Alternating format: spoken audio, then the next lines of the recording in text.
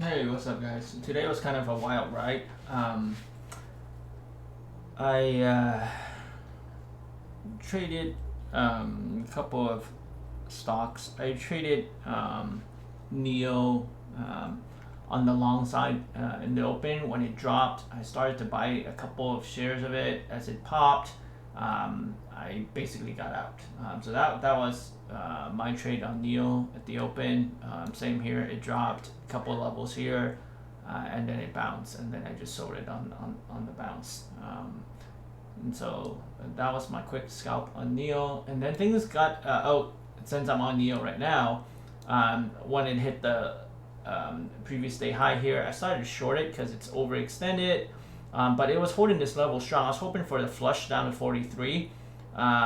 It still might do it, but it's just really bouncing around. So pretty much I shorted, covered, added, covered, added, covered, and then basically add back the position. So hopefully through doing all these, it's as similar as if I was holding it, waiting for the 43 flush.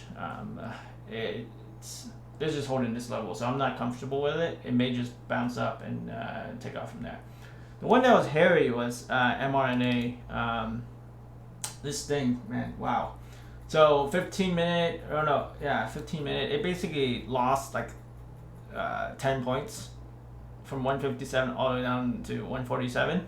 I used my typical technique. Well, here I took it on the short side and then I covered some. So that was good. And then I started to buy it at levels. So on the 15, 60 minute levels there, I started to add to my position. But this is one of those days where, when you do this strategy of mine or move of mine, where you take smaller sizes and you keep adding to it, it could be scary when there's no levels, when it just breaks through all of them. So my expectations or my thesis was at 153, where the 60-minute MRA was rising. There was a previous day level close to that area. That would bounce, and sometimes it would just pop through it a bit and then bounce back. So I'm expecting, this is my last ad here at 150, that it would pop and that would be done. Instead, the flush just went all the way down to 147, bounced back to 140, and started slowly to make its way back up. So I was kind of waiting to see what it was going to do, because my sizes weren't that big, and also waited to see if it would continue to flush, in which I would have to get out, or it would make its way back, kind of like what it's doing here. So I pretty much exited at a slight profit at around this level, 152-ish, 152.5.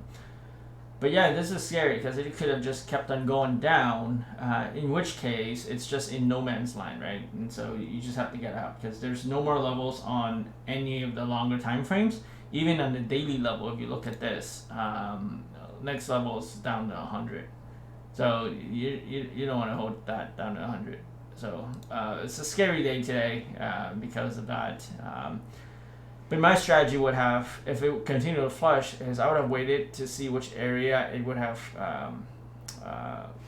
if it broke down through these two areas here, I would have gone out. But it's not good. So just a warning there is that could potentially be what happens, and you just have to be able to understand that and stomach the loss if that was going to happen. Kind of had my expectations there as well, but this was nothing works 100% of the time. So this is an example where it doesn't work. Sometimes the stock is just too weak. It's too distended on the daily level.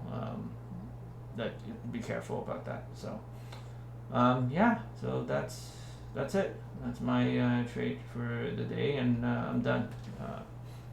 If you look at the 60-minute, why I got out at that level is it basically went to a T, right at that, basically right at the M. Man. So yeah, that's it.